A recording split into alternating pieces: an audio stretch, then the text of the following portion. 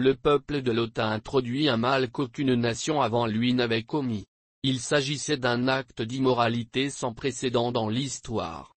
Qu'ont-ils fait et quel a été leur sort? Le prophète Lot, que la paix soit sur lui, était un messager choisi par Allah. Son père s'appelait Haran, fils de Tari. Lot est né dans l'ancienne ville d'Ur, en Irak, où résidait également Ibrahim, que la paix soit sur lui. En fait, Haran, le père de Lot, était le frère d'Ibrahim, faisant de Lot son neveu, puisque le père de Lot est décédé alors qu'il était jeune, le prophète Ibrahim l'a élevé comme son propre fils. Lot a été l'un des premiers à croire au message d'Ibrahim à l'époque de ce dernier. Lot reçut le titre de prophète pour guider le peuple de Sodome. Lot a accompli de nombreux miracles, notamment en priant pour la pluie, ce qui a eu pour effet de remplir le ciel de nuages et de faire tomber la pluie en abondance. Une pierre qu'il utilisait comme oreiller portait la marque de sa tête bénie. Sodome, où Lot fut envoyé, était entourée de 5 belles villes, chacune ayant une population de plus de 100 000 habitants. La terre était luxuriante, fertile et remplie de récoltes et de vergers abondants qui dépassaient de loin les besoins de la population. Cette région, située entre la Jordanie, la Syrie et Israël, était si productive que les habitants des villes voisines venaient y satisfaire leurs besoins économiques et alimentaires. Cependant, les habitants de Sodome n'aimaient pas les étrangers. Ils pensaient que les fruits, les céréales et les légumes cultivés sur leur terre leur appartenaient en propre. Ils voulaient tout garder pour eux. Un jour, les habitants de Sodome discutèrent de la manière dont ils pourraient empêcher les étrangers de venir sur leur terre. Satan, déguisé en vieillard, apparut dans leur rassemblement et leur proposa un plan. Il leur a dit que s'ils voulaient se débarrasser des visiteurs, ils devaient faire quelque chose de choquant. Le lendemain, Satan revint, déguisé en belle jeune fille et ils devaient se livrer à des actes pécheurs avec des hommes plutôt qu'avec des femmes. Ils devaient imposer leur désir aux visiteurs masculins afin que les gens cessent de venir dans leur ville. Ce comportement pervers est rapidement devenu une pratique courante au sein de la population, se répandant dans toutes les classes, des dirigeants aux roturiers. C'est devenu une source de fierté pour eux de se livrer ouvertement à une telle impudeur. Le Talmud affirme que les habitants de Sodome étaient cruels, trompeurs et méchants dans leurs relations quotidiennes. Aucun voyageur ne pouvait traverser leur pays sans être lésé. Les pauvres ne pouvaient même pas recevoir un morceau de pain de leur part. De nombreux voyageurs mouraient de faim et les habitants de Sodome dépouillaient les cadavres de leurs vêtements et les enterraient nus. Ils avaient transformé leur vallée en un jardin du vice. L'immoralité était commise ouvertement.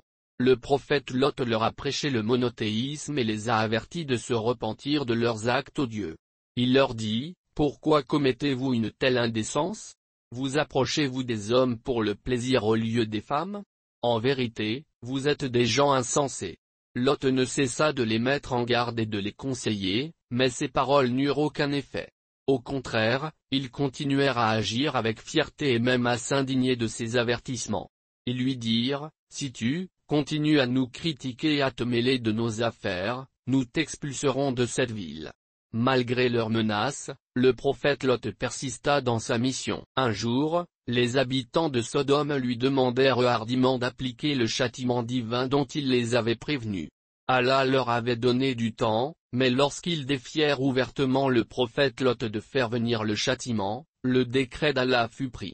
Des anges, en particulier Gabriel, Michel et d'autres, furent envoyés sur terre. Et Israfil, que la paix soit sur eux, furent envoyés sur terre. Ils se présentèrent à la maison du prophète Lot sous la forme de beaux jeunes hommes. En les voyant, Lot devint très inquiet, craignant pour leur sécurité face aux habitants de Sodome. La femme de Lot, nommée Wa, était hypocrite et ne croyait pas en lui. Elle informa les habitants de Sodome que Lot avait des invités. À cette nouvelle, les habitants de la ville se précipitèrent vers la maison de Lot. Lot les supplia: ce sont mes filles. Elles sont pures pour vous. Craignez Allah et ne me déshonorez pas devant mes invités. Les gens répondirent sans vergogne: vous savez bien que nous n'avons pas besoin de vos filles, vous savez ce que nous désirons. Vous savez ce que nous désirons. Les filles sont pures pour vous. Craignez Allah et ne me déshonorez pas devant mes invités. N'y a-t-il pas parmi vous un homme droit? Les gens répondirent sans vergogne, vous savez bien que nous n'avons pas besoin de vos filles. Vous savez ce que nous désirons. Cette réponse a révélé l'étendue de leur dépravation morale, puisqu'ils se sont rassemblés devant la maison de Lot, exigeant d'avoir accès à ses invités. Lot ferma les portes et cacha les jeunes gens dans une pièce. Les gens entouraient sa maison et essayaient même d'escalader les murs. Lot est affligé pour ses invités et impuissant à ce moment-là. Les anges lui révélèrent leur véritable identité en disant, « Ô Lot, nous sommes des messagers de ton Seigneur. Ces gens ne t'atteindront jamais. » Ils ont demandé à Lot de prendre sa famille et de quitter la ville de nuit sans se retourner. Quant aux gens qui tentaient de s'introduire dans la maison, Gabriel les a frappés avec la pointe de sa main. Il les frappa du bout de son aile, ce qui rendit leurs yeux aveugles. Les anges assurèrent Lot de sa sécurité et il partit avec sa famille cette nuit-là. Mais sa femme revint sur ses pas et fut détruite avec les autres à l'aube. Gabriel souleva de son aile la ville de Sodome, l'élevant si haut que les habitants du ciel entendaient les aboiements des chiens et le chant des coqs. Puis il mit la ville sens dessus-dessous et l'écrasa sur le sol. Il mit la ville sens dessus-dessous et l'écrasa sur le sol. Une pluie de pierres s'abattit sur les habitants, leur écrasant la tête dès le matin. La ville entière fut anéantie.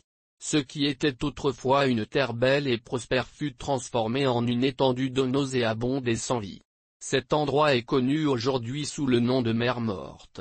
Elle reste inhabitable, aucune créature vivante ne pouvant survivre dans ces eaux. Les archéologues ont mis au jour les ruines de cette ville détruite et en ont conclu que la vie s'y était soudainement arrêtée alors que ses habitants vaquaient encore aujourd'hui à leurs occupations quotidiennes. Les figures de pierre des personnes qui ont été transformées en rochers restent une leçon pour l'humanité. Dans le monde d'aujourd'hui, certains pays occidentaux autorisent de tels comportements immoraux au nom de la liberté individuelle et en tirent une certaine fierté. Pourtant, l'homosexualité est contre nature. L'homosexualité est contre nature et détruit le tissu de la société humaine. Il n'y a aucun doute à ce sujet. On raconte que le prophète Salomon a un jour demandé à Satan quelle était la pire action aux yeux d'Allah. Satan répondit que lorsqu'un homme commet une indécence avec un autre homme et qu'une femme satisfait son désir avec une autre femme, le prophète Muhammad, paix sur lui, dit que la malédiction d'Allah est sur celui qui a commis l'acte qui a conduit à sa destruction. Leur histoire nous rappelle avec force les conséquences de la corruption morale et de la désobéissance au conseil divin. Malgré les efforts continus du prophète Lot, que la paix soit sur lui, pour les ramener à la droiture, ils ont rejeté son message et ont été détruits. Le message est clair, la désobéissance à la divinité a des conséquences. À la suite de leurs actions immorales, leur terre belle et prospère a été anéantie. Elle s'est transformée en une mer morte stérile et sans vie, rappelant éternellement les conséquences de l'égarement sur le chemin de la moralité. Dans le monde d'aujourd'hui, des comportements immoraux similaires sont souvent normalisés ou célébrés. L'histoire du prophète Lot est riche d'enseignements.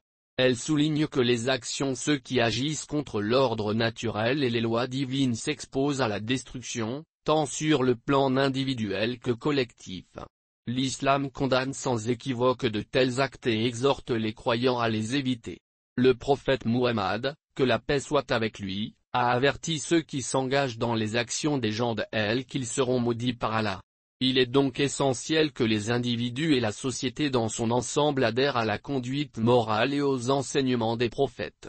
Ô Allah, guide les individus et la société vers le droit chemin, accorde-leur la compréhension du bien et du mal, et détourne leur cœur du péché et de ton obéissance.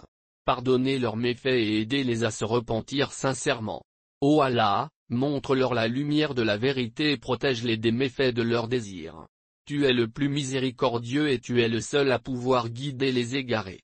Ce doigt peut être récité avec sincérité, en demandant à Allah d'aider ceux qui luttent contre le péché à trouver le droit chemin et à